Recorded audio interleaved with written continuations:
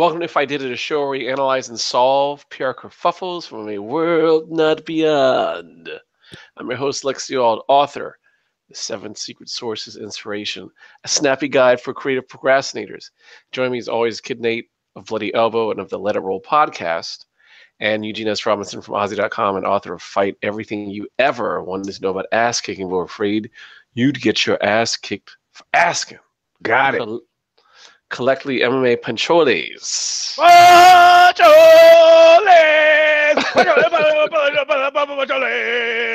That's for that one guy who said he can't take it, and that's what you're going to get every week. Keep your mouth shut, or you get stuff like this. I'm easily manipulated. Which reminds me, Eugene, I've been meaning to suggest this Wilson Pickett psychedelic number in Italian that I think you should cover from 1960. It's called Barbara, from a brief, ill-advised flirtation with psychedelia by Wilson Pickett. That sounds phenomenal. That's why I got to watch your podcast more often, man. That sounds really cool. Wicked Wilson Pickett, who is quick to pull out a gun on anybody for any reason at any time. He's ready to roll. Yep. Just like we are. Eugene. Sir. UFC. How do you handle the kerfuffle over your fighter, Andrea KGB Lee's hubby / trainers, Nazi tattoos, live and in public? Well, there's some bolts and Confederate flags too, if you will. I'm the UFC. So if I'm the UFC, this is what I do. I go, huh? What? No, I'm watching boxing. No, I'll be with you in a sec. I'm kind of busy. Come on. No, I'm busy. Don't talk to me that way. And then I hang up the phone. That's what I do if I'm the oofsie. But we're speaking specifically as a backgrounder for people who have been living in caves about Lee. What's her first name? Andrea Lee and her husband, who happens to be in the background of some photo, and somebody zaprooted. It's also her coach. And her coach zaprooted some tattoos on his arm, one of which happened to be a swastika. And then they stumbled down a flight of PR stairs, but saying, "Oh, whoa, don't get so excited." I mean, after all, he got those when he was in prison.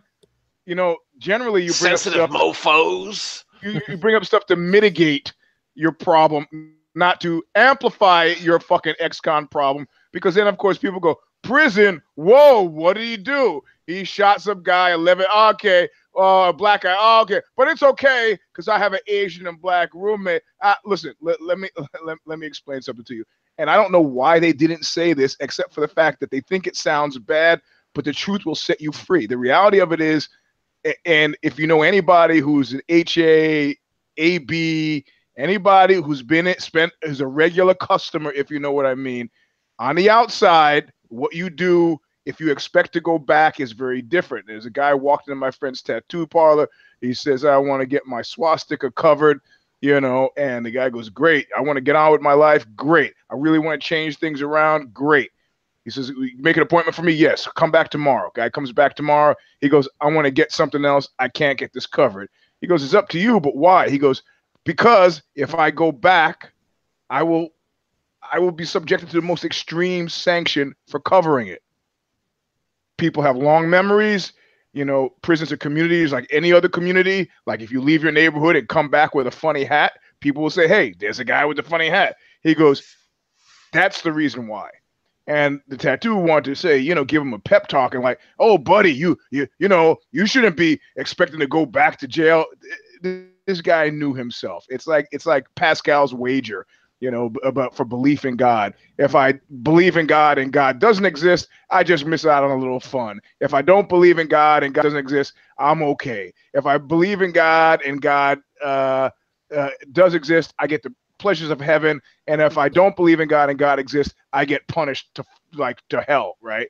So this is the guy who just made a bet. She could have said that. She could have said, "Look, if he goes back to prison, he's going to be murdered." But of course, you know, those are not the words of an up-and-comer. When I go back to prison, it's not, you don't see any books out there for habits of highly successful people that include that phrase, "when we go back to prison." So that kind of, if I'm the oofsie, I kind of understand that there are reasons why the guy hasn't gotten it covered. or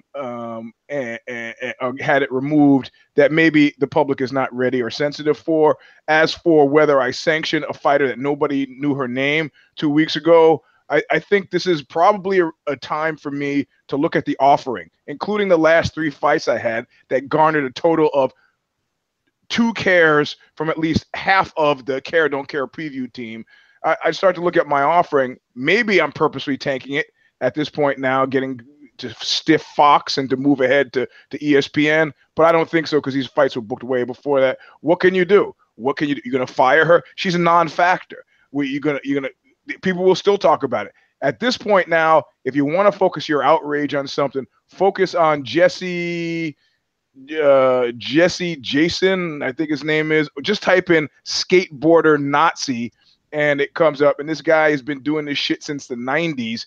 And he's not that old, I guess, but he has been, he started skating when he was like 15 and has been, nigga this and nigga that and Jew this and Jew that, and even designed a line of skateboards that had swastikas on them. And he got the truck company, independent truck company, to come out and support him. And then they started going through every single one of the guy's old texts. It included fairly aggressively racist stuff. He lives in Santa Cruz. I hate the fucking hippies. I'm beating up faggots. I'm beating up niggers.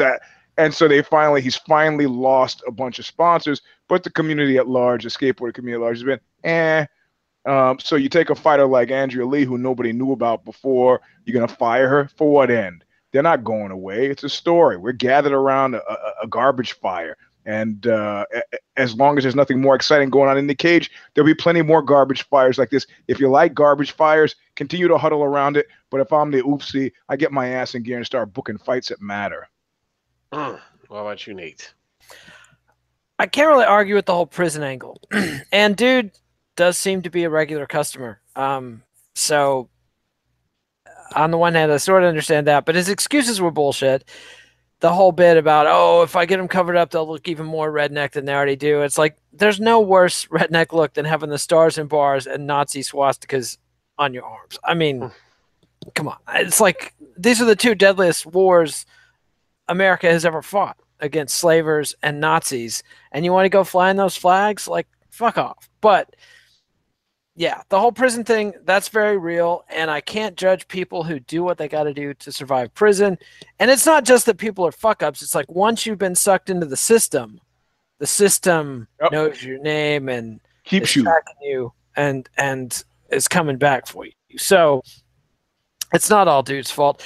I do believe, though, the UFC has been helping her. She has improved her statement. She's gone from sensitive-ass mofos to, now I understand more why people are upset by these symbols, and we're definitely looking into getting them covered up, which, took 2 days to figure out. But she did finally get there. So good for them. I'm glad they're helping her out. But, and then all the MMA fans that are coming back at people like Sam Kaplan, who used to do the booking at Bellator and a longtime MMA blogger and podcaster, he pointed out something about how stupid this was, and people are coming back and, no, dude was minding his own business. It's all you tweeters that are tweeting at him that are the hate criminals, and it's just like, Jesus Christ. You're talking to someone like Kaplan who spent a decade of his life trying to build this sport and has just a vague connection with reality, at least enough to know, does corporate America like Nazi tattoos? No, it does not. That is not a moneymaker. Nazism, not a big moneymaker in America, so not good for the company's look and overall image. So if you have a clue, MMA fans, you'll understand why we squawk about this shit, because it's bad for business. Yep. And I would add, for just as a side historical note, somebody, and I need to track it down, did a book that was an economic analysis of Nazi Germany. And they said, for all these people that were like, they built the Autobahn and all of that, and unemployment fell to near zero. And I said, look, without stealing from every single person they killed, all 12 million of them, that it would have been an economic basket case. There was no success there. The wars. It was a Ponzi scheme. It wasn't self-sustaining. Correct. They spent more money with those wars than they brought in. Right. Now, if they'd conquered the Middle East oil fields, may be different, but that's neither here nor there. Yep. So there you go. And oh, there was one other point you made. I think the UFC PR stuff that's backing them is actually giving him cover if he goes back in the joint. Everybody's reading this stuff. It's like, man, yeah, I was under a lot of pressure, bro. I'm still down with the cause here. I'll hang out with you folks. So please don't kill me. But I had to do what I had to do for the wife, So it's and I didn't really have a black and I just said that because I was trying to keep the money coming in. The black and the Asian was a cat that was black, and the Asian was a Pokemon that someone gave me. Actually, I interviewed one of the oldest Hells Angels in California, and he's dropped. He's left. So much for blood in, blood out. He's left the HAs, and I was asking him about racism in the HAs, and he goes, "Listen, I was there at the beginning." He was like one of the top first 20 guys, and the reality of it was we were never an all white men's organization. We had lots of Latinos, and we even had black cats in the beginning. But what changed that was prison. A lot of our guys had to go in prison, and when you went to prison, you had to be affiliated. And when they came out, they didn't break those affiliations, and that's what happened. Just FYI, fun side note. Well, one side note. Question from the viewers. Eugene, explain your swastika tattoo. Mine is religious. It's good and evil. And I've taken a good amount of heat for it, actually, fundamentally over the years, mostly in Germany, strangely enough. Where it's a crime, isn't it? It's actually a crime in Germany. Is it a crime?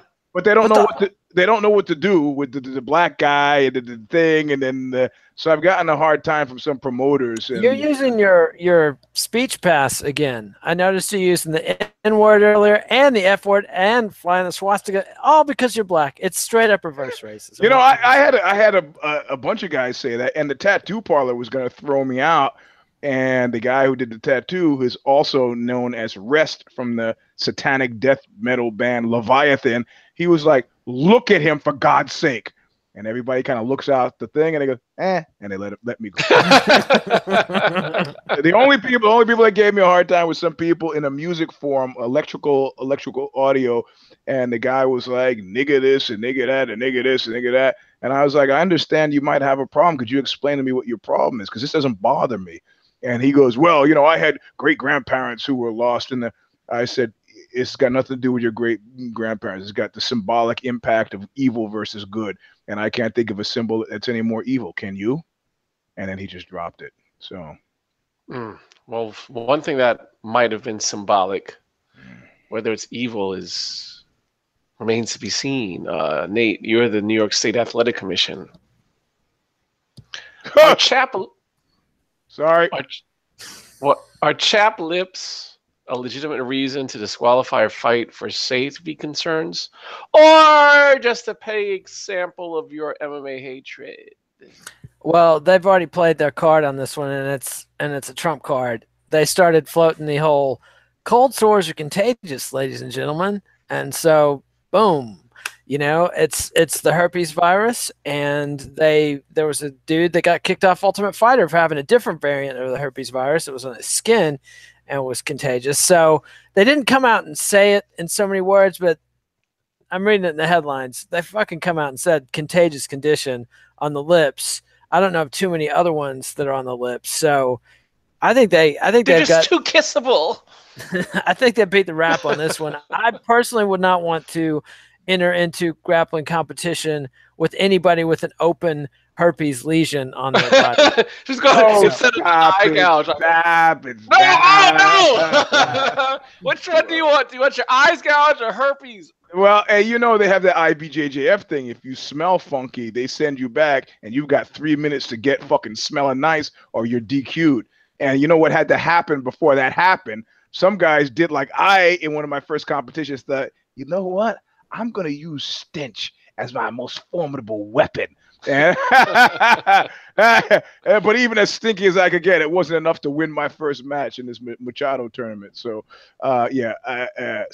New York State Athletic Commission. Yeah, when they chap lips, you know why she shouldn't have fucking pursued a complaint? Because chap lips was somebody in New York trying to be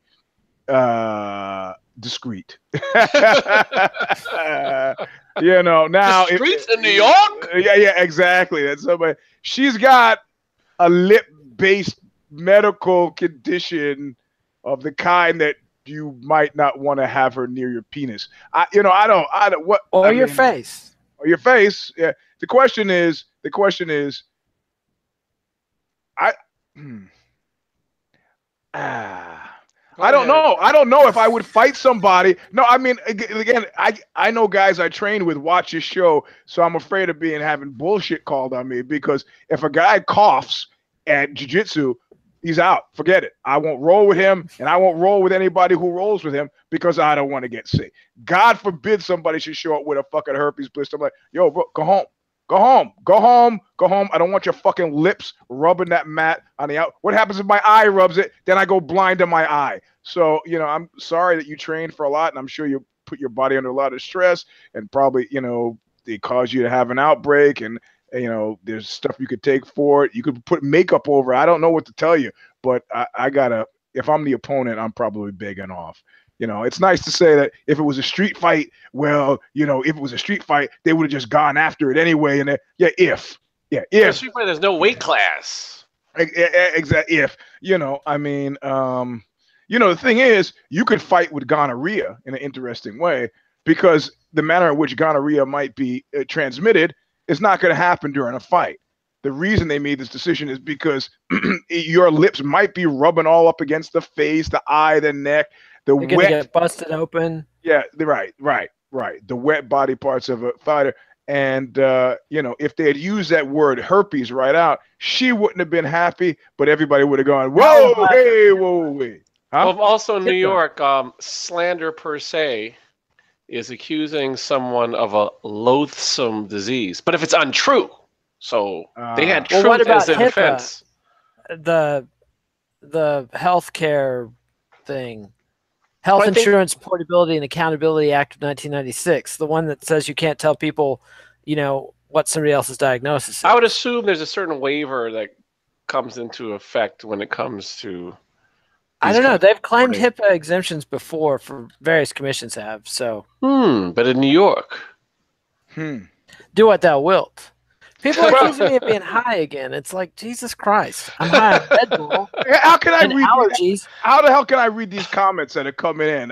You'd have to have two screens at once, Mr. Robinson. I'm watching the live show on my computer. Remember the other week when screens at once, Mr. Robinson. Read the shitty comments, if you will. Mr. Moneybags there. Mr. Mug and Moneybags there has got two screens. I barely have one. My 2003 Lenovo laptop. Oh yeah, I got a K Pro. Sweet machine. I'm doing this show on a K Pro. Do you even remember what that is? Yeah. Is it something like an Amiga, a Commodore Amiga? Yeah, Commodore Amiga. Is that an Intellivision? No. Yeah, there's a guy who I knew who had that. Man, I died to go over his house back in 1975. You know, but anyway. Like 82. Come on. Yeah. Well, for you. Well, me too. But, my brother and I would like take buses all across DC and go into treacherous areas because we had a friend of a friend that had an Intellivision. Yep. So I'm telling you. Which it had like 3 good games. Hey, you want to know how I became the way I became? Like up in the Bronx. In what sense? Well, you'll know in about 10 seconds. Up in the Bronx, my mother, her family, I was not born yet. She was a kid. One of the first families on the block to have a TV.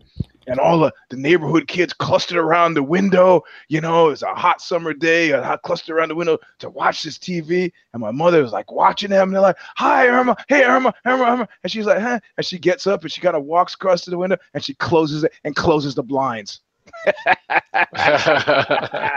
Fuck you and your non-TV having ass. This is why I am the way I am. Man. Well, this time we're going to have to be GSP, though, Eugene. Mm-hmm. Did you reveal a little too much personal info on the Jerry MMA Show podcast about how easy it is to still cheat drug tests in the UFC? You know, there's a great line from Raging Bull where he says to his brother, you yourself don't know what you just said, you know. So when he says Jimmy fucked her, Danny fucked her, Dada fucked her, you know, what are you gonna you gonna kill them all? You're gonna kill them, you're gonna kill me too. You don't know what you yourself don't know what you just said. GSP, who I've had suspicions based on the puffiness of the area under his nipples for years. For years, I've had suspicion. That guy metabolized fat like that. Okay, maybe it's natural. I don't know. He reveals that, you know, well, if you want to beat the system, you could just say, I need an exemption. Hey, you got to do it in GSP voice. Oh yeah. Okay. If you want to do it, if you want an exemption, all you have to do is travel, and then you come back and you say, I'm back. And I am not impressed. That sounds more like Tattoo from fucking Fantasy Island. It's like Tattoo fucked Anderson Silva. And well, yeah, but you got me. Yeah, I didn't have time to mentally prepare for this, so you got me. It was like I'm on some like Jimmy Kimmel or something. So anyway, I've had suspicions about this guy for a long time based on my deep knowledge of fucking steroids and so on. And if you go back on my page, you see pictures of me, copious pictures of me hanging out with GSP. So I'm not saying that my suspicions are based in him talking about it. I'm just saying I've got suspicions. So he says, yeah, you could travel. Tell me, get an exemption. Tell him you're traveling. You know, he's talking about clearly water-based things that are in your system and out, but that exert enhancing effect beyond.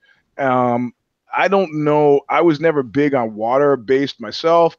So I'm not really, but I do know he's exactly fucking right. And he's talking now about how people are still beating the system and all, you know, it's like the thing about the bear. I don't have to outrun the bear. I just have to outrun you. You know, I don't have to be but I have to beat the USADA criminals. I mean, it was an interesting take, and it's pretty clear to me that odds are that he may never come back. I don't know why he's doing the press, except for the fact that they track him down and want to talk to him. And outside of his race car bed, he maybe doesn't have too much going on these days. But the question is he right? And I think, of course, he is right. Is it connected to his past usage? I would bet a large amount of money that he has at some point in his life taken steroids. But I don't think that these things are connected, except in that kind of subconscious place where people just say shit like I'll give you a prime example. I used to do a sex column in called Ask Huge for this men's fashion magazine in LA, and some guy was asking about how to cheat, which strangely enough was a question I just asked for this was answered with the Sex with Eugene column at Ozzy. And I say, look, man, if you're gonna go cheat, and what sparked my mind is that this guy cheated, who I used to bounce with. The woman he cheated with wouldn't let him shower before he went home. She goes, fuck you, take that home to your girlfriend. So what does he do? He's leaving and he jumps in the pool. So he shows up at home completely wet. His girlfriend goes, you're completely wet. He goes, oh, the guys pushed me in the pool. And so I started thinking about that and answering this guy's question in the sex column. I go, gasoline. Go to the gas station. Sometimes you get gasoline on you, you know, boom, right? And so that's your cover. Are you answering the... Yes, wait. I'm almost finished. Just hang in there. So I answer this in the column. The column comes out. One night I come home and I smell like gasoline. My wife fucking fast, my ex-wife now, fast on the stick, goes, you smell like gasoline. I go, yeah, I just got some gas. She goes, huh, gas, huh? So in other words, the story I wrote, fantasy, reality, the worlds intertwined in a subconscious way. Maybe you yourself don't know what you yourself just said. Maybe it was, you know, when people sign this show, you know, sign us, you know, the multi-million-dollar contract to be able to take this show to a major network, you know. Yes? You gonna finish that sentence? Do I get my own parking spot? Is that where you were going with that? Hey, Nate, so what do you do as GSP with the GSP voice? I had a whole thing worked out with the voice and everything, and Eugene's whole "let me smell your dick" routine just threw me off. So, I could tell everybody's like stumbling it in. And it's like the whole gasoline trick, man. I mean, it's not a trick. It's just something I thought of to answer a question in the sex column. You know? I know. I'm just saying, unless your wife is 16 years old, she's not falling for that shit. So, you know, don't even try it. The question with GSP, it's too much. Everyone is the microdosing. They don't test for the lysergic acid diethylamide. It gives you enormous performance boost, just a tiny time. That was the thing I was working on. But yeah. You had more time and you did worse. But okay. If you ever asked me to do a redneck accent, boom, I got you. Any other accent, pretty much a loss. Okay. Yeah. I wanted to do a comedy routine where I did impressions, but of course they all were the exact same in voice. But then my friend, my friend Neil Hamburger, who I knew from San Francisco when he was a nobody, he actually pretty much lifted that whole thing right out from under me. Are you claiming Hamburger stole his entire No, accent? not at all. But he doesn't do just the good parts. He doesn't do my hair's not greasy. He doesn't do the hopeless loser thing. He doesn't do the impressions that I would have done, which are all fundamentally the same impressions. So let's see. So what impression are you going to do for the Kid Nate heel turn? Man, I got two of them this week. The whole Dana White teases the notion that they're going to get rid of the early weigh-ins, which, Mike Bone of MMA Junkie had a great piece doing the numbers on it. I mean, weigh-in failures are way up since they did this. And so I was thinking, well, this seems like an open and shut case. And then I see Dana is talking about this, and I'm like, since when does Dana suggest doing something sensible? But then I read the fighter reactions, and the fighters are all pissed about this. Yeah. All the ones talking on Twitter. So pissed about them being gotten rid of. Yeah, everybody was getting all self-righteous and like, let's not move backwards. It's time to move forward and everything like that. You're rewarding the cheaters. Exactly. So Eddie Alvarez and Big John McCarthy, Mike Dolce, the nutritionist, a whole bunch of people were like saying this. So then the other heel turn I was thinking is, again, it's Dana, of course. Nobody who wants hand-picked fights belongs in the UFC. And I'm quoting Smoogie MMA on Twitter here. Says Dana, as they continually try to coddle their favorites like Sage, Page, and CM Punk at the expense of the fighters who actually comprise the core of the company. I think this is my heel turn. I mean, this whole thing with Yair Rodriguez and kicking him out of the UFC, and now he's back in the UFC, and it was just a big misunderstanding. Like, what? Yeah. And now, Dana's saying this is going to be company-wide, and basically the deal is Joe Silva was a man after my own heart in that he was a tiny little dude everybody was afraid of. Like, like Stalin. Yeah. Someday Eugene will write his memoirs about the sleepless nights worrying, is Nate mad at me? Is Nate coming for me? Well, what about when he tried to take the shirt off my body, Joe Silva? There you go. Because, Donna Shalala, who's running for office right now, but that's neither here nor there. Yeah. But yeah, this whole thing, this all says Sean Shelby is not scary and is not taking care of business. Keith. And it's getting bumped up to Dana, whereas Joe Silva handled this shit. If somebody was like, I don't think I want that fight, Joe Silva just got scary and problem solved. And Dana said, hey, did you book that fight? Yeah, Dana, I booked that fight. Those guys agree to that fight? Oh, yeah, they agreed to that fight. And Dana never was none the wiser. But, Keith and company are not getting these guys to fight. It's also a fact that the compensation package was a lot better a few years ago. And so guys have a lot, and gals have a lot more incentive to fucking turn down fights. If it's a tough fight and for no money or no exposure, where's the upside?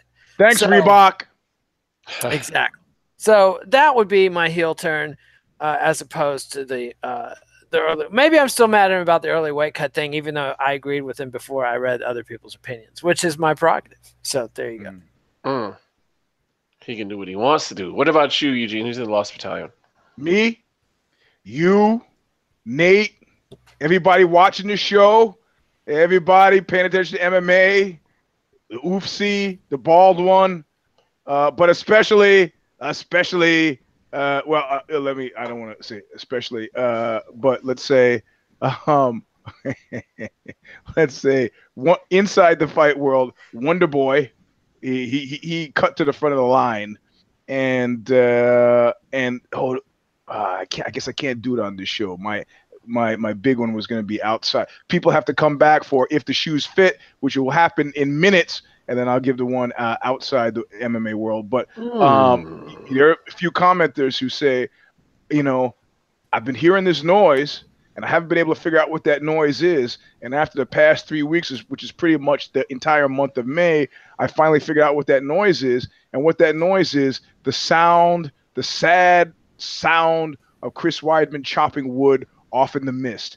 The fact that I can hear it but not see it means I too am in the mist. And then he says the mistiest thing of all. He goes, but at least the fight coming up this weekend will be good. And it's like, it was just like the movie The Quiet Place. He was whisked away, and I never saw him again. I mean, I'm sorry.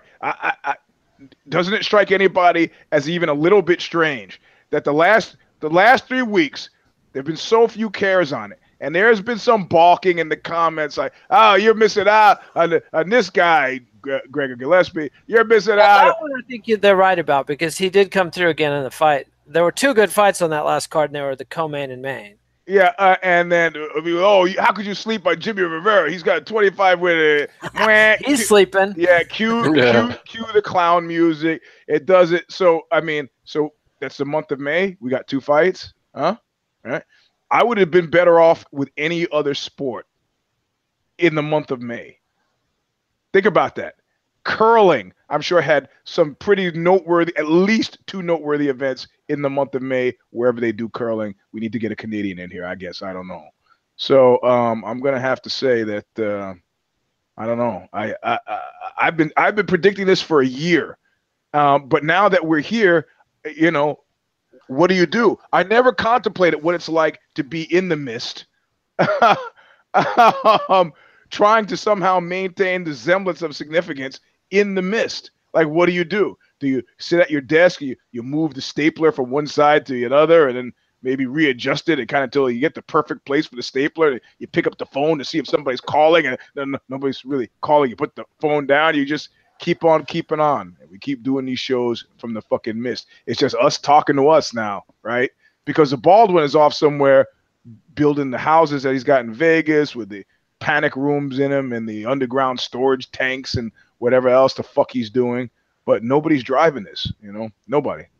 Weidman last fought in July 2017. Damn. Yep.